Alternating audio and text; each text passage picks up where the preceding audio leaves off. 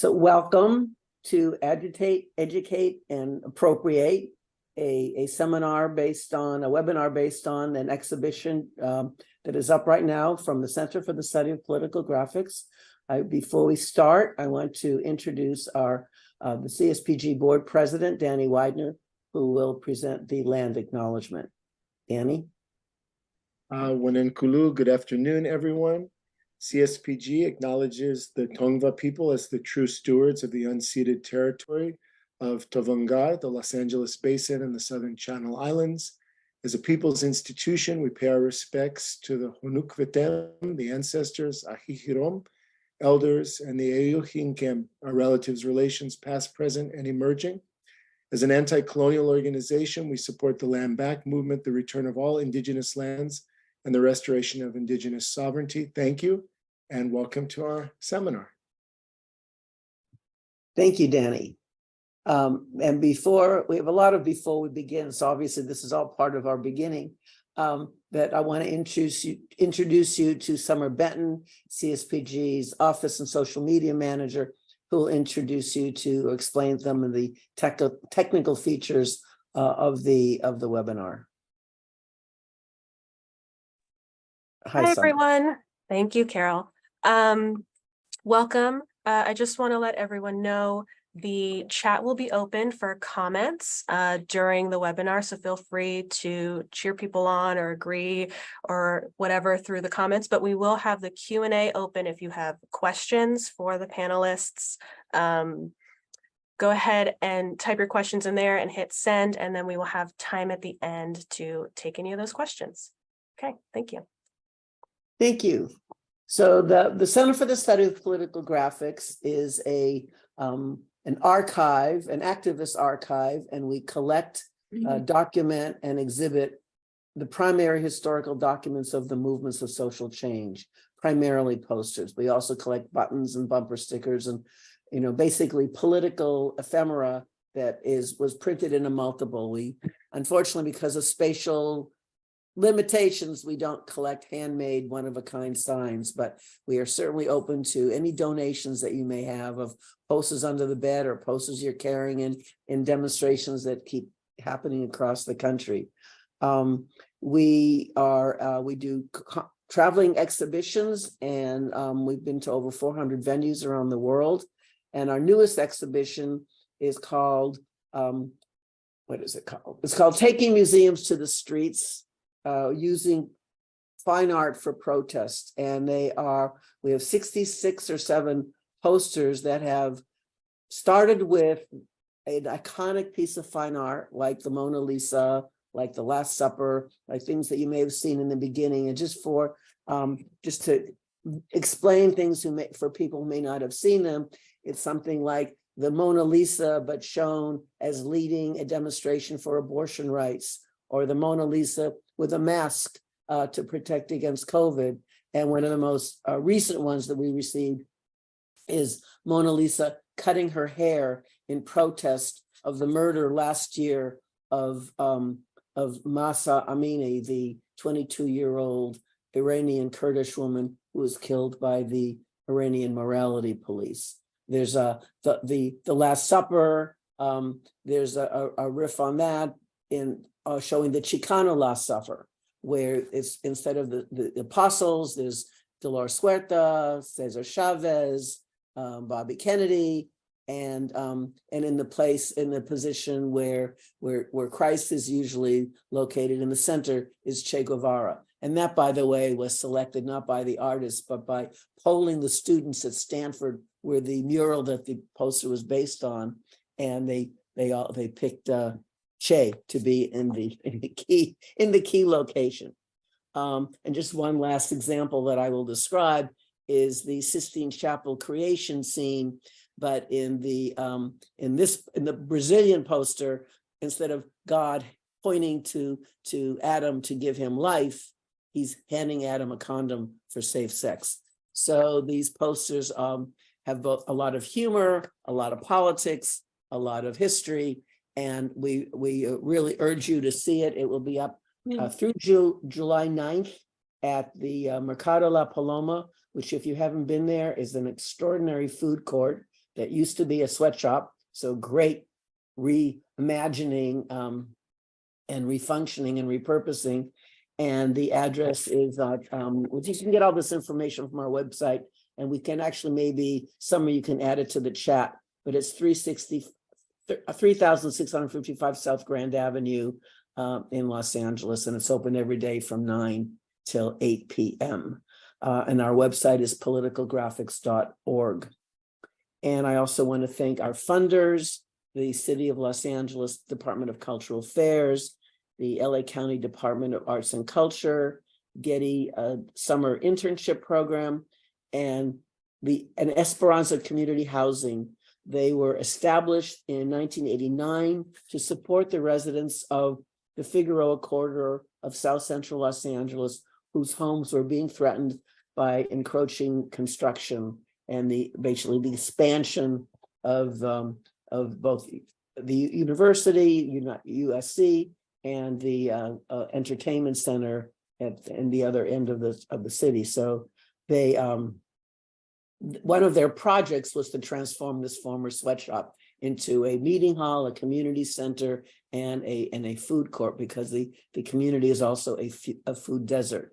And they continue to support the community through affordable housing, health, the arts, environmental justice, and economic development. We actually have been in partnership with them for over a decade and bring at least one, if not more, exhibitions to the venue every year. So, so that's explaining how we do. The center does not have its own exhibition space. So for over 30 years, we have been exhibiting exhibitions in other people's spaces, which actually makes our audience very diverse. And instead of making people come to our venue, making a special trip, we actually are bringing it to diverse communities. And that's also something that's, very unique about the center. So I want to start with introducing Karen Fiorito. We have just two people on our panel. Unfortunately, Teresa Sanchez at the last minute is unable to attend. So it will be Karen Fiorito and Ricardo Levins Morales. Karen is an activist, artist, and curator residing in Southern California. Her artwork has been exhibited internationally and featured in major publications such as Art in America, Hyperallergic, Art Forum, and Art News, and also featured in books including American Women Artists in Wartime, Paper Politics, Socially Engaged Printmaking Today, and The Design of Dissent. She has curated many art exhibitions, and her artworks are in the permanent collections of the LA County Museum of Art, the U.S. Forest Service, and the Center for the Study of Political Graphics, as well as self-help graphics. She is most noted for her controversial Trumpocalypse billboard in downtown Phoenix, which gained international media attention, and I hope you will talk more about that. Karen has an MFA from Arizona State University and a BFA from the University of the Arts in Philadelphia. She's currently the president of the LA Printmaking Society and on the board of the Artist Gallery Tag in Los Angeles. And Karen and I first met in 2004. I knew her art, but I didn't know her. And actually, if you want to maybe just tell that first time we met, John Carr, who introduced us, brought you to the exhibition that was called Presidential Rogues Gallery. We do this exhibition every 4 years where it's satirical posters of every president since JFK, and including the current presidential candidates. This is why it's every 4 years. And Karen walked into the exhibition and I had no idea I was in the exhibition until I got there and saw my poster. And I had given that poster to Robbie Connell. And he came and gave a talk at ASU. I got him to come out and speak about his art and activism, post art, and he gave me a print, I gave him a print, and he's like, I'm going to give this to the Center for the Study of Political Graphics. I was like, I have no idea what that is, but sounds good. And apparently he did. And that opening was the literal day I moved to Los Angeles. And after driving from Phoenix for 5 or 6 hours, getting to my loft in downtown, unloading my car, and then getting in another car and going to an opening that I thought was for my roommate, John Carr. And then, yeah, he went right in the opening. I stopped at Kim Abel's plates because they were in there and magnificent. And then I turned the corner and saw you talking to John, and behind you was G.I. George. It was George Bush as, you know, G.I. George. He was like this little G.I. George figure that I made him into. And yeah, I was like super excited. It was my first show in LA. I just moved there that day. I knew him before he moved to California. And I would now like to introduce Ricardo Levins Morales, an artist and organizer based in Minneapolis. He uses his art as a form of political medicine to support individual and collective healing from the injuries and ongoing reality of oppression. He was born into the anti-colonial movement in his native Puerto Rico and was drawn into activism in Chicago when his family moved there in 1967. Ricardo left high school early and worked in various industries, and over time began to use his art as part of his movement work. This activism included support work for the Black Panthers and Young Lords, and participating in or acting in solidarity with farmers, environmental, labor, racial justice, anti-war, and other struggles for people's empowerment. He was a founding member of the Northland Poster Collective, which lasted from 1979 to 2009, so that's really quite extraordinary, that 30 years. He also leads workshops on creative organizing, social justice strategy, and sustainable activism, and also mentors and supports organizers. The worker members of the RLM, Ricardo Levins Morales Art Studio, are represented by the Newspaper and Communications Guild, CWA. Ricardo's work is widely used by grassroots movements, organizations, and communities. And welcome, Ricardo. We first met, I think, about 20 years ago. But I'd known your art for years. I mean, obviously, I think your art was some of the first art that we included in exhibitions. And then we honored you with our Art as a Hammer Award in 2020. No, 2010. In 2010. So welcome. And I also should say that one of the early members of the Northland Poster Collective ended up on your staff. Oh, Mary Sutton. Yeah. So yeah, it's either a small world or an incestuous world, or maybe a little bit of both. Let's just say it's a finite one. That what? Yes. Okay. Let's build that. Well, I want to start with a question for both of you, which is something I'm just interested in and ask as many people as I meet. How did you become political? So who goes first? You started. Go ahead. I'm no preference, but you want me to go? Sure. Okay. So I first became political, I believe, at the age of maybe like 5. When I think about it, the first time I remember being upset or outraged about a situation was when I was like 5 years old and I was eating a hot dog, and I have 2 older brothers that are much older than me, and they told me basically where that hot dog came from, which was a baby pig.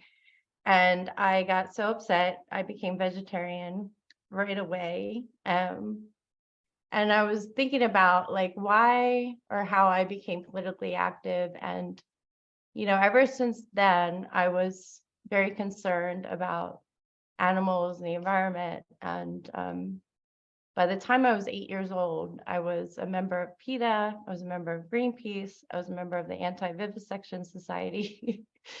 I was going door to door raising money to like help save the seals, and I started a petition to stop the nuclear power plant that was being built next to my elementary school. I wasn't from a family of activists. You know, a lot of my friends are activists. They grew up with activist parents. My parents were Republicans. I was raised like Roman Catholic. Like I had no exposure to that world at all. But from a very young age, I was so interested in the news and politics, and was so interested in the environment. And I was bringing home animals. We would find animals that were hurt and injured. I'd bring them home. Like I was just kind of a weird child, I think, in a lot of ways. We didn't have recycling back then. I would make my mom recycle, and I would save all the recycling. I would actually get up in the morning and go down our road and like pick up all the recycling and put it in bags, and then make my mom drive me like 30 miles of recycling site, and she hated me for it. And they were not supportive in it anyways. And I didn't really know I was kind of doing activism until I started getting on PETA's list and Greenpeace's list, and getting mail as a child, like 8 or 9 years old, getting mail, seeing pictures of animals being abused or tortured, seeing pictures of the environment being desecrated, really affected me. It had a huge effect when I was little.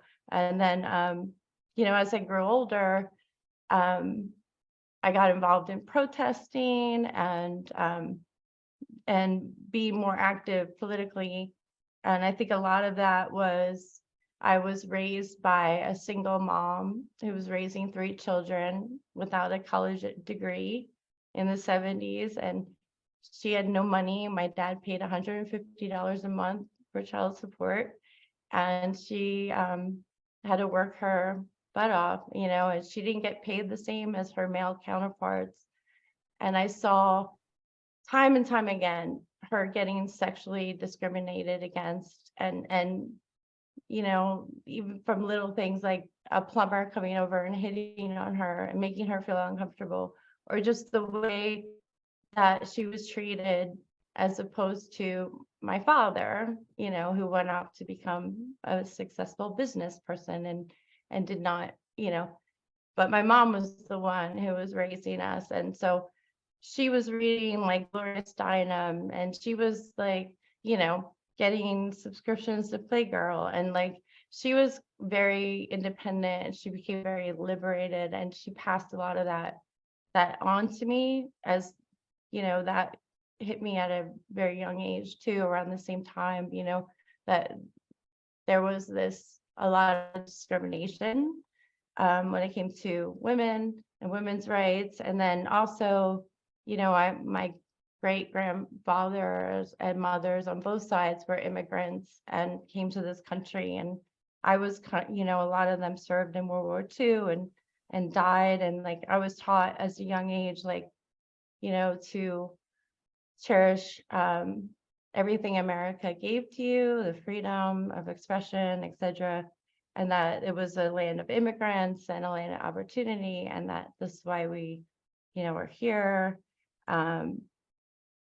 So I've always been, thinking about my history, like that always, and then always, I grew up in not so much, not a very privileged background. We were very poor, working class, and I grew up with immigrants and a diverse community, and I had to start working full time when I was 13 to support myself and to kind of like, pay for my education. I had to put myself through school. So being poor, taking on huge amounts of student loans, like working full-time jobs and working like 3-4 part-time jobs at, minimum wage, and knowing at least that even I felt this sense of privilege, even though like I saw people around me that had a lot worse. And even though I had to fight, like it gave me this sense of recognition for what people go through, to raise a family. And and how education's not fair and how environmental justice is not fair. I mean, thinking of, you know, the Limerick power plant that was built next to my elementary school. I was very against that at like 9 or 10.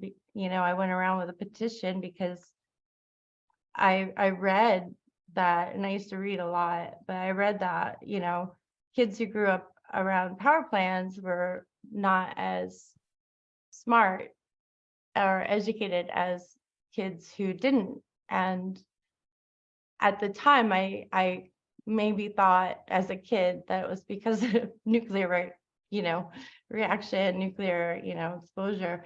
But it's really because where they build the nuclear power plants are in the poor people communities. So Sounds like every issue we deal with, you've lived through. It's I like, think at a very young age, I was exposed to all these issues. Yeah. And I think that's, what I would like to actually, you'll Yeah, want to go go back and forth a lot if you know, that's so if Ricardo could come into this conversation also, that would be great. Thank you so much. yeah. Well, I did grow up with radical activist parents, although by the time I came around, my parents were no longer engaged in organizing up in the mountains in Puerto Rico. The center of activism had moved to the cities, but sometimes people from the independence movement would come up to the farm to have conversations. My father grew up in the communist, socialist, radical Jewish union environment in New York. My mother was a New York working class Puerto Rican woman. When they got together, they moved to Puerto Rico soon after in 1951, period of repression. As you know, there had just been a rebellion, it was McCarthyism. Their friends advised them to either starve or farm. So they ended up moving onto a little farm in the Western Mountains, right at the top of the mountain range, and figuring out with the help of local mentors how you grow food. So that's the environment I grew up in. And while I don't think repression, McCarthyism, or colonialism are good things, I've always been grateful that I ended up growing up where I did, in that beautiful spot. My folks didn't lecture us about politics or anything, but they really lived their values. So kind of the centerpiece of their politics was kindness. And that was kind of the lens through which I could see things when we moved to the States when I was 11 years old in 1967, a time of great upheaval. Then we and our family all kind of scattered in different directions to some degree under the impact of immigration. But there was activism in all directions to get involved in, student strikes, anti-war protests, the various other organizations. And I was really drawn into, speaking of drawing, I was making cartoons about things that interested me, copying the imagery from Cuban posters and going to protest. What really drew me into organizing was the police murders of the Puerto Rican member of the Young Lords, Manuel Ramos, and the Black Panthers, Fred Hampton and Mark Clark, all in 1969. My first political home was the Black Panther Defense Committee. And that's where the first graphic that I made to announce an event was for that, was for a fundraiser for the local Panther chapter. I had moved out of home at 15, dropped out of high school somewhat after that, used my art a little bit as part of activism, but I wasn't participating as an artist. I was participating as a scrappy little radical kid. And very slowly art became more of a part of it, especially as a late teen when I was living in Boston and began doing cartoon graphics for the union drive that was happening in the hospital where I was a janitor. So it sort of rather organically grew, But I think the real the period of my becoming a political actor in my own right was that time in Chicago, where adolescence, immigration, political upheaval, leaving home, dropping out of school, all kind of made a perfect storm in my life.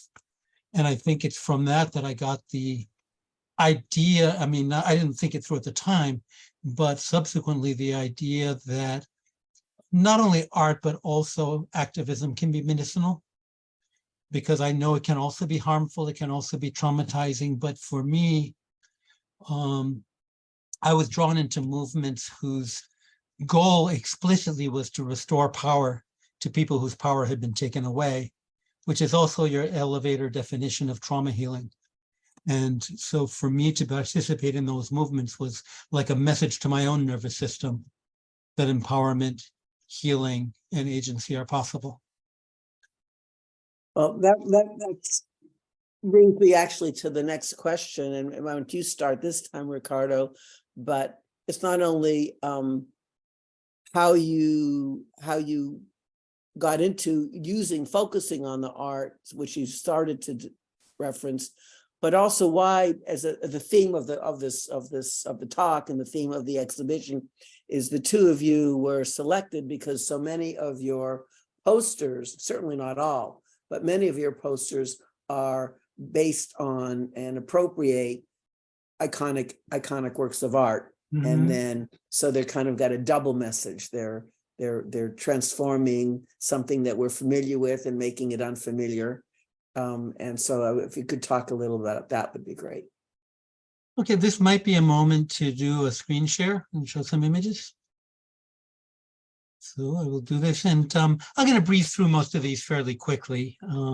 They're just examples I've pulled from my art when I started thinking about, oh, maybe I have done a bunch of these appropriating of classics, and there are a number of images that don't fit into that category, but there's a reason that they're in there, and I'll explain that. But I will linger for a moment on the first slide to explain what I'm talking about. Okay, so I'm going to read this to you. It's based on a familiar, it's not appropriating an image, but it is appropriating a kind of pop saying. And I'll just read my version. If you give me a fish, you have fed me for a day. If you teach me to fish, then you fed me until the river is contaminated or the shoreline seized for development. But if you teach me to organize, then whatever the challenge, I can join together with my peers and we will fashion our own solution. And I share that because to me, it's an expression of the power of art. When I share that with people who have heard the original slogan about if you give me a fish, you fed me for a day, or give a man a fish, I tell them that I've basically rewired their brain, that for the rest of their lives, they will never think about that original slogan without thinking of this one. And even similar ones that they will now recognize for the patronizing content that they have. So, and it's very similar with the way I use art, appropriate existing art. It's taking the familiar and subverting it, shining a different light from a different angle, combining the familiar with the unfamiliar. Like the Chilean musicians taking traditional music and adding contemporary poetry to it. And now I'll sort of speed introduce you. Most of these things are available online. So even though I'm just teasing with you now, you can find them if you're interested in pursuing it.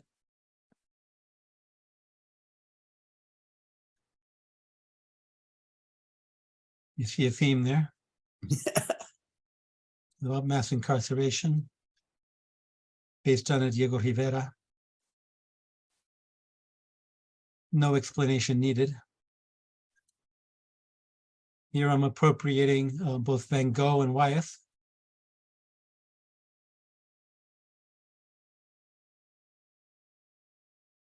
This is, again, an example of taking a familiar image. It's not something you'll find as a classical art in a museum, but it's, again, taking what people know and putting a different twist on it.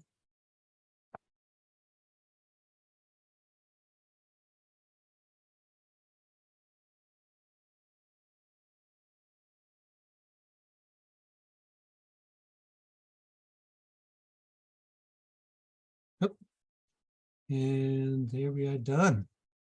Oh, those are great. We have actually, I have to confess something. I don't like to have more than two works by the same artist in our shows as a way of giving more artists an opportunity to be exhibited. And I always have the trouble limiting you to only two, because whatever thing we do, you've got a lot of really appropriate posters. So I just wanted to acknowledge that and thank you for doing such amazing work. And two of those are in the current exhibition, the Wave by Hokusai and the Guernica. the Guernica. Yeah. And the Guernica. Karen, how same question for you. So why do you go to the fine arts and art history for a lot of your inspiration? I'm gonna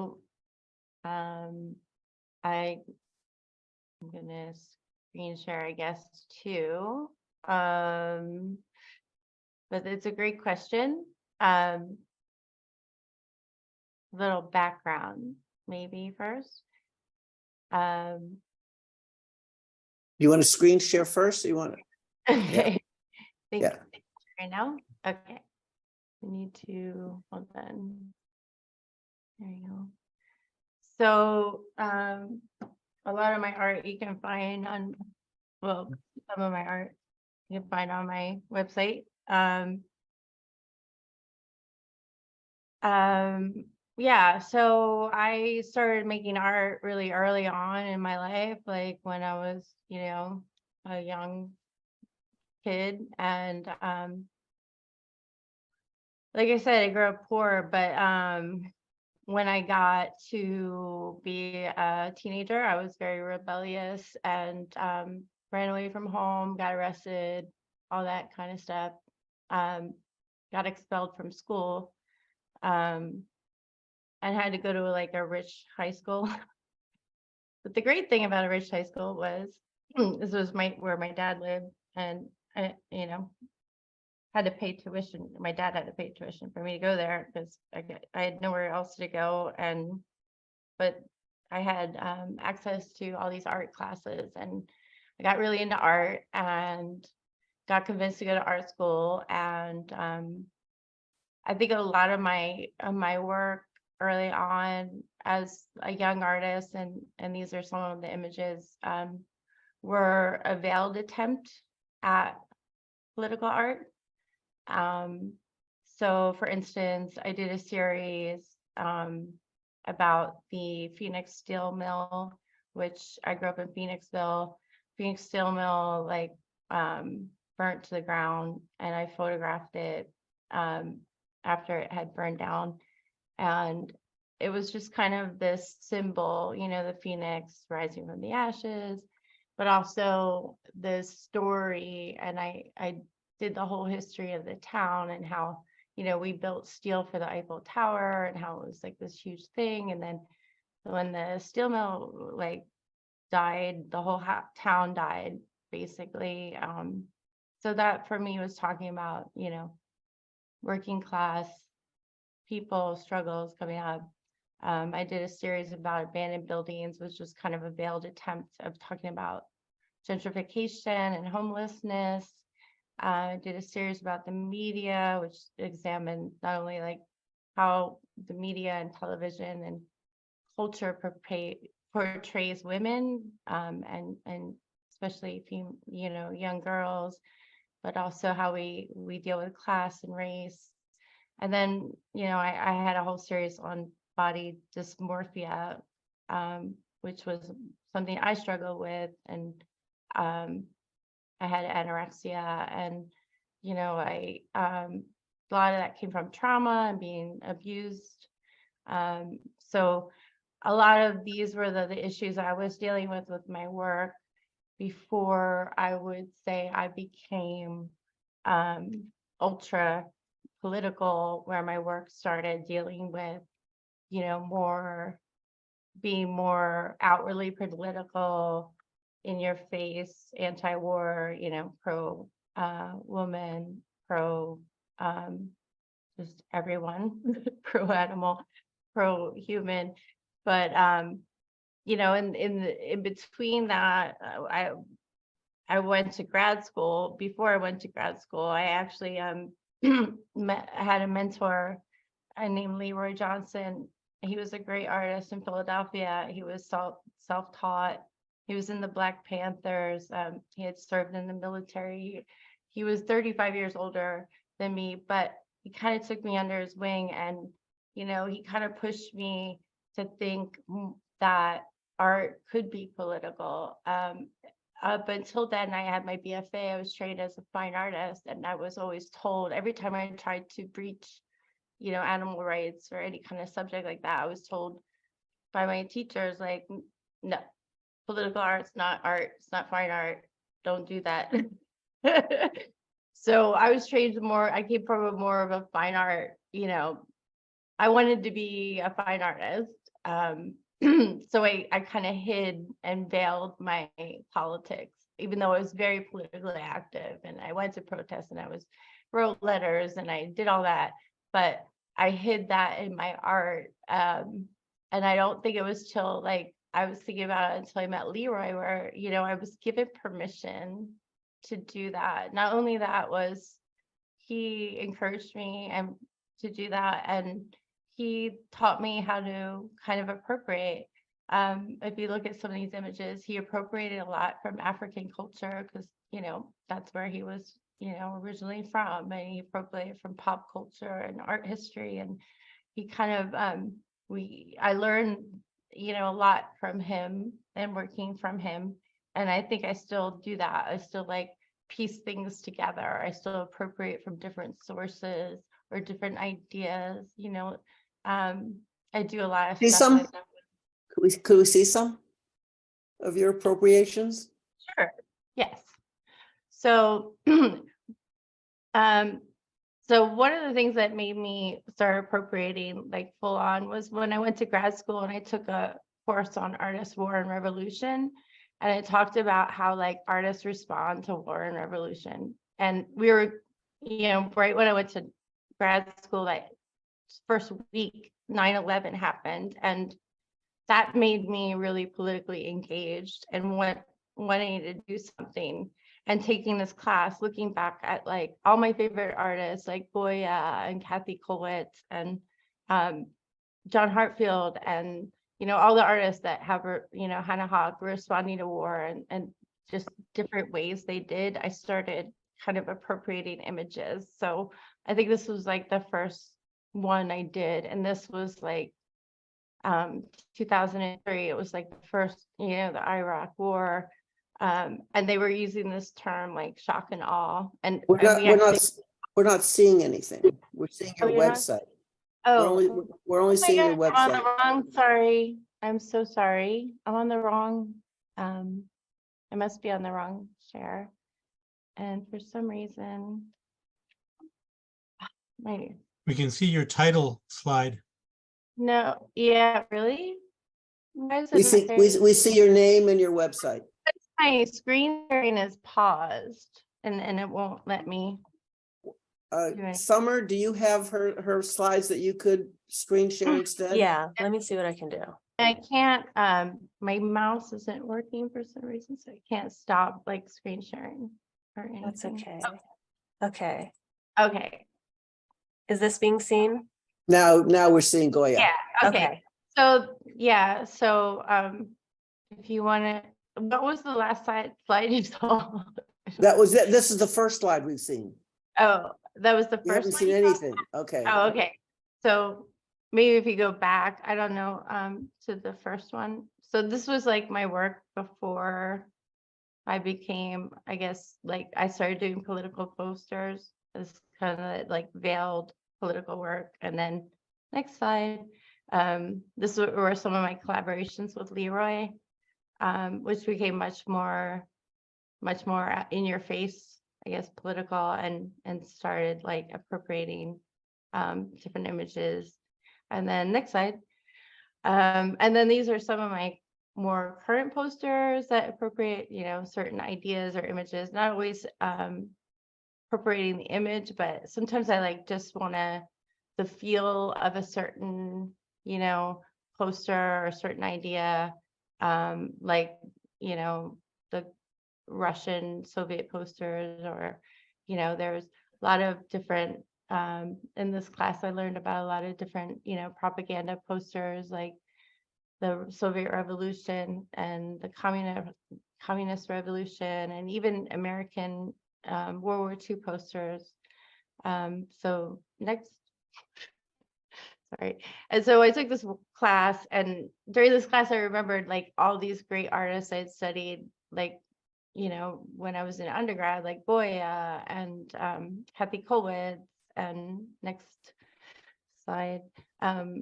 Yeah, and John Hartfield and Daumier and Delacroix and Hannah Hawk. And, I was really bit of a art history nerd, and even like taught some art history classes for some of my teachers. So, I was really into the way artists responded to war, how they dealt with war, all the different styles, and even the, the constructivist in the Soviet Union, and, even the propaganda of the, communist revolution and Russian Revolution really kind of inspired me, just as far as their impact in their imagery and the way they use imagery.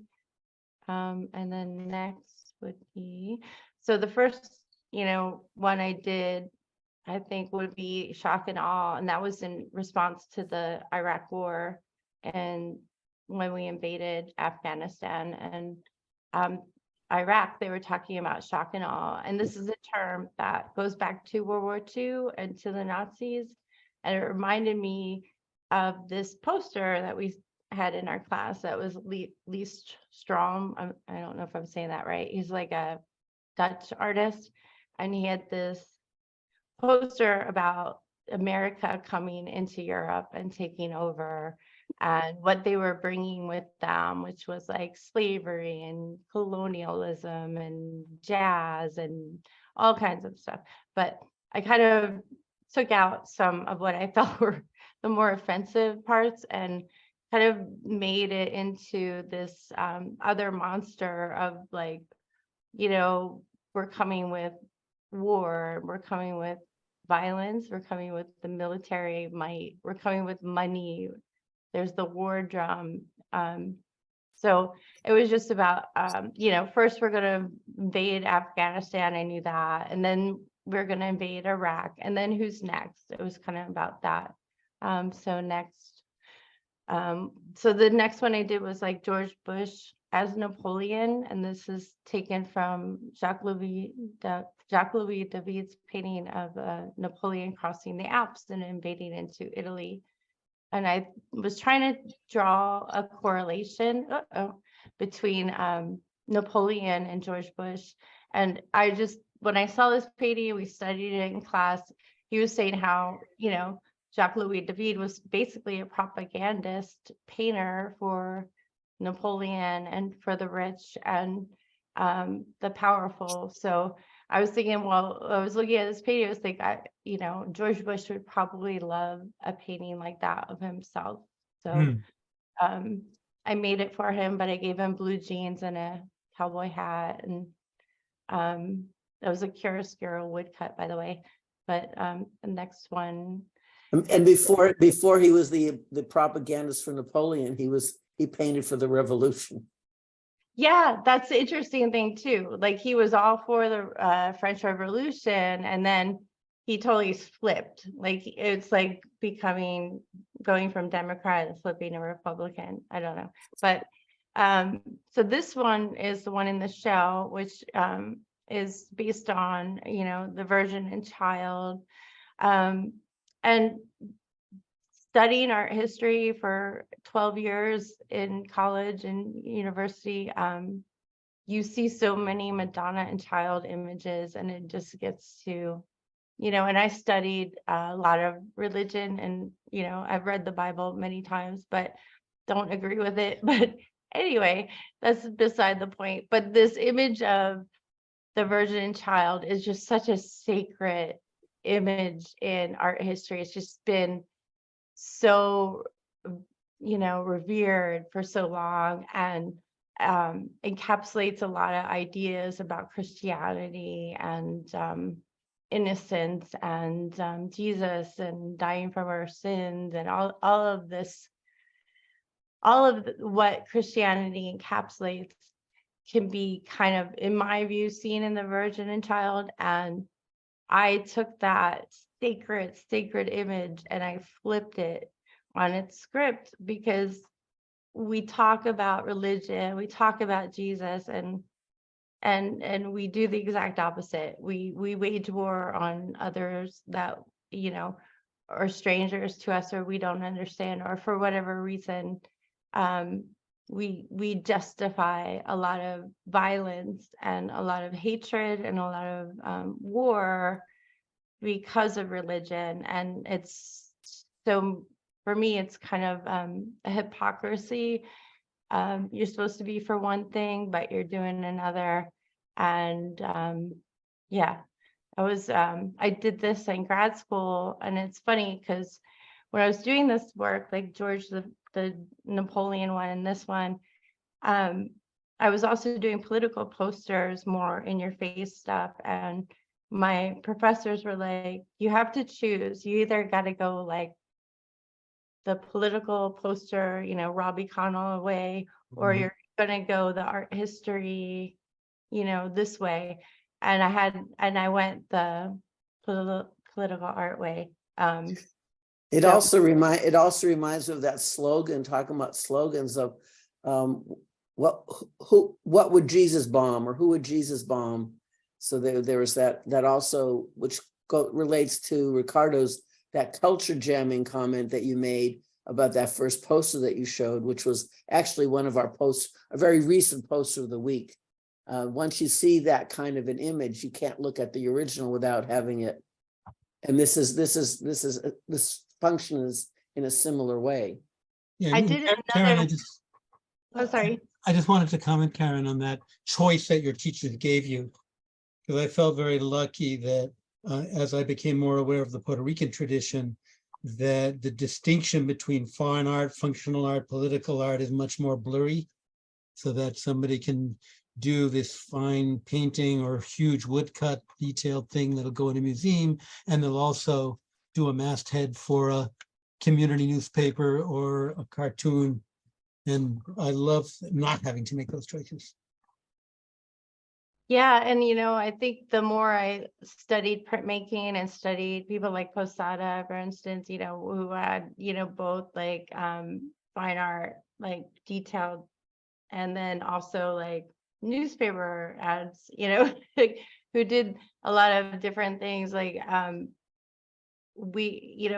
started realizing that printmaking was, and it has been traditionally, historically used for the dissemination of information, and because it's a medium of multiples. But there are, like Carol and I were talking about the other day, like, there's levels of those reproductions where, some, woodcuts or etching might take you a long time, whereas like a screen print or like a digital print would not take as long. So it's interesting that there's, there was like, I was raised, or not raised, but I was taught like fine art printmaking, which meant like no digital at all, no political stuff at all. Like that was just not considered fine art. So anyway, How do and I want to remind people that we want to do some Q&A with the audience, but I'd ask another couple of questions while people do that. And how do you distribute your work? I mean, this is again a question for both of you. I know, Ricardo, you had a collective that lasted 30 years, and you sold things, and you had a website, and that was also part of but you also worked a lot with unions. And Karen, you are more, you have a website, but it's not in the same level of having a regular clientele, like I think Ricardo does with the union, or am I wrong? Am I mistaken in seeing that way, Ricardo? I mean, how much of your work came from the unions? Maybe you could tell a little bit about how you connected with unions. Well, the poster collective was pulled together in 1979, and I'd already been involved in the labor movement. Others came out of different forms of activism. We started printing, started trying to figure out how to get it out there. Did a very 1970s thing and went down to the public library and pulled out yellow pages from cities all around the country and copied down the names of anything that sounded like a Black, Latinx, queer, women's, radical bookstore, and sent them all brochures with pictures of our posters. Then we started hearing from other artists saying, can you carry our stuff too? And the bookstores would write us and say, please distribute art by other artists, because these people don't know how to invoice or package well or respond in a timely manner. So we started expanding and then started looking at, well, what are the things that we're not getting a lot of coverage of in the content from what these artists are sending us? And we noticed that we weren't getting a lot about the labor movement. So we put out a call, sent letters to unions and artists saying we're looking for art of the labor movement. We got flooded. We put out a special catalog just of labor art. And that was the end of it. We just, the demand was really high. The response was great. And we became, over the years, the place to go for art on labor history, labor organizing, strategies. Part of it morphed into teaching workshops at union conventions on how to use art and creativity and humor in rank and file organizing, and getting workers involved and so forth. And so our collective, besides doing the screen printing and just distributing of prints, which is done to keep the prices low for people, right? We were also started printing buttons for campaigns, or we got a flatbed screen printing apparatus for making bumper stickers, and we started doing t-shirts, right? So again, kind of blurring the lines between what people in this culture think of doing art or doing industry, really, because we were more combining all those things. So that's, in a way, distribution was definitely the engine that kept us going. We had decided early on we didn't want to go after grants. We didn't want to become a nonprofit. We didn't want to be dependent on foundation's fad of the month. We just wanted to be dependent on the same constituencies that we felt loyal to politically, which of course was both, as many of these great decisions are, was both the most stupid and brilliant choice we ever made, because we paid a cost for it, but also it allowed us to really stay true to what we wanted to do. So you say you paid a cost. Could you expand on the cost you paid? Is that something to do with why, it folded after 30 years, or was it? Yeah, to some degree. The cost included things like going through 2 winters in our building with no heat, being always right on the edge financially. Our landlord, at one time, the building kept changing hands, was a Rush Limbaugh fan and Republican Party activist who for some reason loved us. But you paid the rent? Well, we paid him the rent, and he, instead of passing on the part that was supposed to go to the utilities, he kept channeling it into various of his failing businesses until the heat got cut off. We had to do fundraising and all this. So that's the kind of price. It was financial. We had actually spent a good number of years rebuilding the collective and its financial stability. But when the real estate crisis, mortgage crisis hit in 2008, we didn't know when that crisis would end. And we had made a promise to each other and to ourselves that we would not go back to the days of missed paychecks and being behind on the rent. And since we couldn't see when the end of this financial, wreckage would happen, and we couldn't know, we didn't dare take on any debt to make it through there. So we started a very orderly process of spinning off the screen printing shop, spinning off the button operation, different things so that the work would continue going.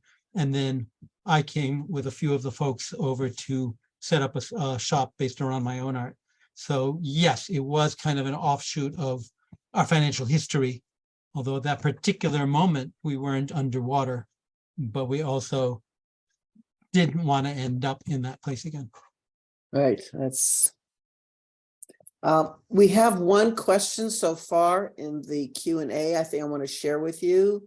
Do the ideas from posters come from the poster /history you already know and alter? Or do you search through art history to find a reference that works for the poster you want to create? You want to take that, Karen? Does that make sense, or are you? Yeah.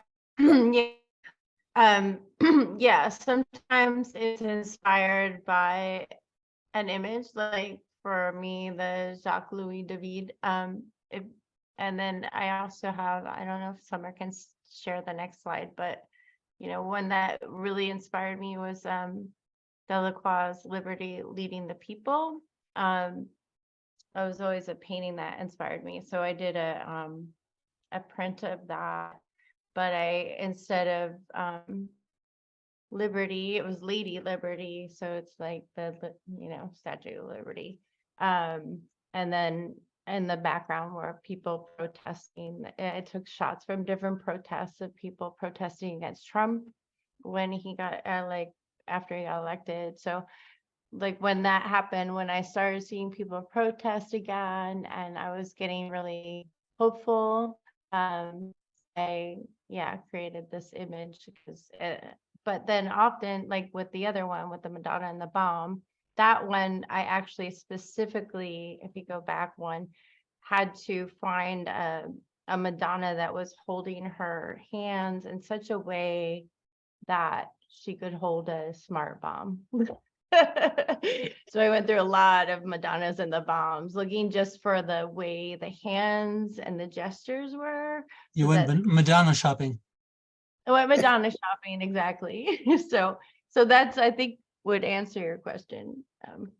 But yeah, you can stop sharing. Do you want to add anything to that, Ricardo? Yeah, I think for me, it's in some ways fairly random. I love playing with words and, finding snappy ways to say things. After all, I used to compose bumper stickers. You got to get complex ideas across without oversimplifying, but comprehensible at 70 miles an hour on the freeway. It's good training. So I'm, sort of liking to play with words and kind of reverse the order in a way that brings up new meaning. I was on a call earlier today and they were mentioning a labor movement musical called Don't Iron While the Strike is Hot, having to do with the textile strike, right? So I love those kinds of plays. For me, it's often just what I come across. A lot of time it's, well, what am I trying to say? And what is the appropriate way to say it? And sometimes an existing piece of art will just sort of come into my field of vision. Sometimes I'll see it first and say, oh my goodness, that could be changed to mean such and such. One day I was riding a bus downtown and I was looking at the back of the bus in front of me and it had an ad for some kind of locking system that they refer to as an anti-theft device. I thought, okay, let me think.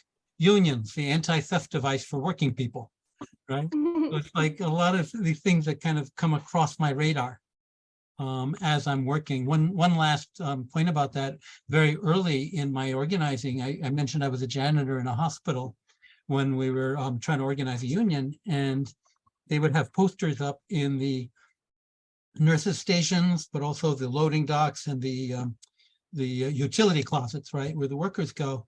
The kind of thing you see on a loading dock that says, don't back up on with your forklift because you might squash someone and that would be a really bad idea. And it would be a poster like showing a nurse's aide in a hospital room, backing up with something in her hands and knocking over the IV unit that's plugged into a patient's arm, right? And the patient is looking all concerned. And the slogan would say, carelessness causes tragedy. And I would look at something like that and say, well, what would happen if we simply tweaked it, left everything the same, but changed one word so it says understaffing causes tragedy? Right? So that flips the script, and all of a sudden, instead of saying things happen, people get harmed in this hospital because you're stupid, it switches it to say, no, things happen in this hospital because management is greedy. So yeah, the ideas come, they just come randomly. It's kind of like going through a meteor shower. You never know when one will hit. Yeah, it's interesting, as you were, as you were talking, I was thinking of, how both of your comments relate to the posters in the exhibition. And like some of the posters we have there's only one art piece that is used.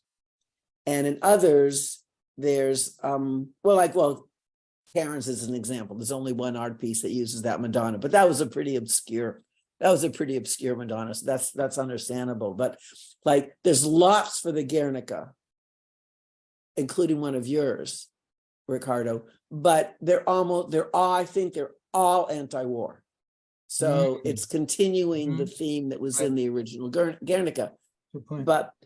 And Liberty Leading the People is also extremely popular, but the themes are justice. The themes are the struggle for justice and freedom, but the diversity in that one is, and where they from, like we have posters from Hong Kong, from the uprising a few years ago. We have posters all using the Liberty Leading the People. We have the yellow vests in Paris, Liberty Leading the People, but they're all in yellow vests.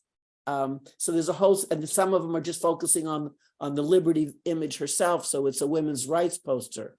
So, and they actually appropriate for that one. They appropriate a riff on Marx's "Workers of the world unite. You have nothing to lose but your chains, but as women of the world unite." And the one that we included in the exhibition that took me the longest time to figure out was from Mexico. And it was from the Oaxacan uprising, the teacher strike that started a whole uprising in 2006 and 2007. And we have about 100 or more stencils, woodcuts, and posters from that one moment in time. And one of them was just, you know how something looks familiar, but you don't know, and it's like, there's a scratch. I've seen that, but I don't know where. So there's one stencil, and it's in the show. I don't think, if you can find it really fast, Summer, that would be great, but I'll just describe it. And it was the finally figured it out, and it was the student is when you're looking at the Liberty Leading the People, which is very triangular. In fact, why don't you put Karen's image back? I can do a quick description just using that Karen's image of Liberty Leading the People with her version of it. Anyway, so you notice how the triangle format, it's a very hierarchical format, women, everybody else. On the right side when you're looking at it, okay, perfect. So see, there's a student on the right of her. There's a student. He's got a gun in the air and a gun in his other hand. He's got a school bag and a hat. That was the uniform of the student. Well, the piece from Oaxaca is that figure, nobody else, just that student, but two of them. So one is a little higher than the other, but they're almost level. The guns are gone because the students in Oaxaca were not the ones with the guns. It was the government that had the guns.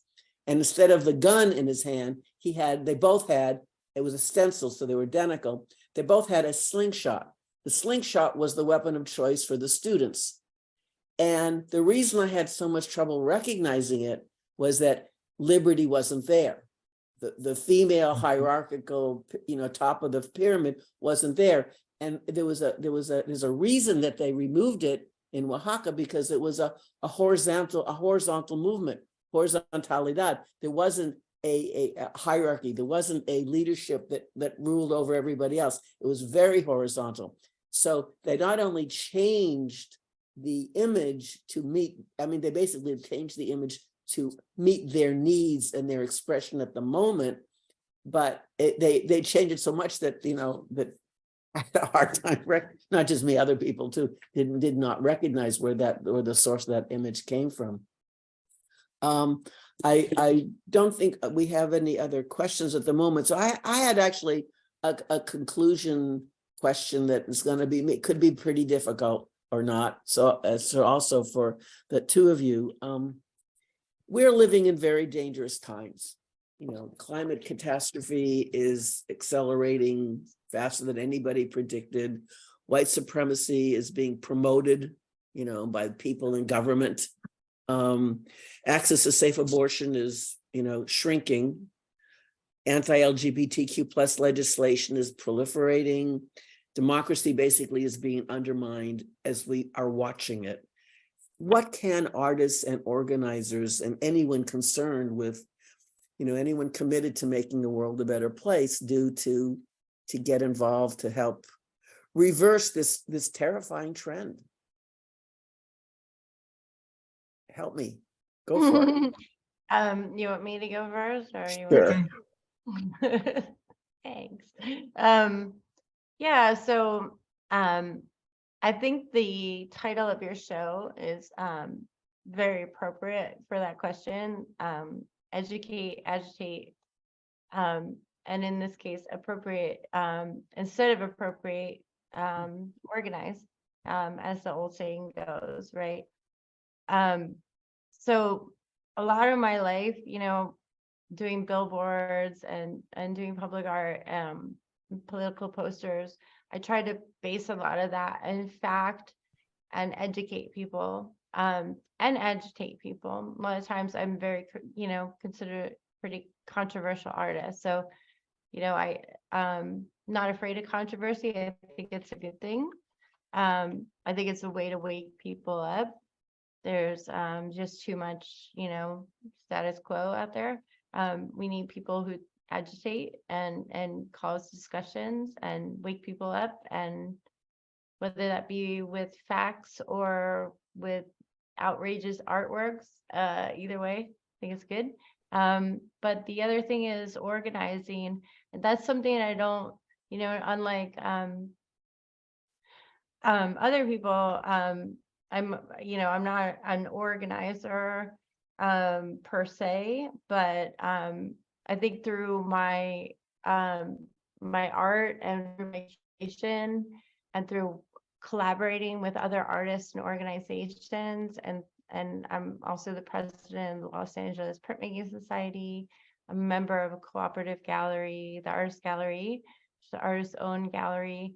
And through kind of those associations, I hope to and believe I am building a, you know, a network and a community of like-minded artists and organizers and people who are politically active and are also working on the same kind of mission, the same kind of artwork, the same kind of, even if they're not an artist, if they're just, you know, someone who has a vegan news network, you know, or some other kind of, maybe they have a YouTube channel, just trying to build bridges and make people more aware of the issues and get people more involved in politics in general, especially voting and, you know, yeah, so that's where I come from. Like, I'm always constantly doing things for free or things that cost me money, like my billboards, but I don't do them because I'm trying to make money or I'm trying to be famous. The reason I do them is to try to educate the public, try to agitate the public, and try to get people involved in voting, involved in politics, and make that connection. You know, so many people say, politics are boring, or I hate politics. It's like, politics is everything. It's every part of our lives. It controls everything from what we eat to what we get paid, to our benefits, to everything. till after we die. It's constantly controlling us. So why wouldn't you want to be involved? And I've always felt that from a young age, and that's just something I, from a young age, always thought, like, no one's doing anything about this. I got to do something about this. And so, I want other people to feel that urgency, because there is an urgency. There's an urgency to our democracy. There's an urgency to our climate. There's so many urgencies. So, that I think, so many Yeah. urgencies. Ricardo? Yeah, well,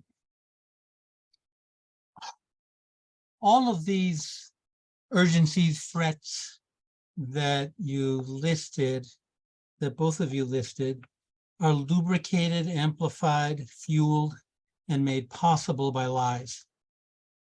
I mean, that is so fundamental to the way society works. And we even, some of them are just, we're so used to them, we don't even think about them. For example, you can read the newspapers and it's like everybody accepts as totally logical that some little clique of CEOs and boards of directors can decide, oh, well, our current strategy isn't working, so we're going to lay off 15,000 workers.